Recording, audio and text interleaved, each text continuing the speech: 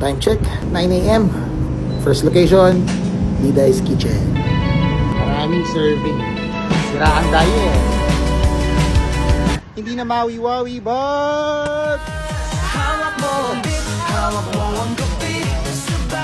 Energy. Diba? Working with you today. Yeah, On a grabe. holiday. Diba yun? Mawi's working. Kung Diday's Chicken ay malapit lang po sa isang malaking mall. Nyo siya mamimiss. Pag hinanap nyo siya, kitang-kita nyo siya agad. Ng sauce sa ibabaw. May dinuguan din sila dito, isa din sa mga bestseller nila. Kasi pag naman pala ni Anggi. Super! Quadrado Tofu. Next location naman tayo. Mahilig sa tofu.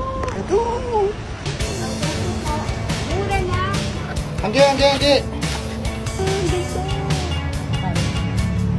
Ano nangyari sa host natin? Kakabrip ko ng crispy tofu fries. 3, 2, 1, rolling.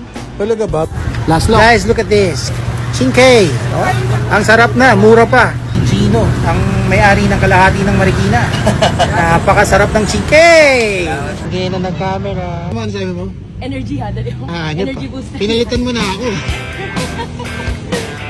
Kumaganti lang siya.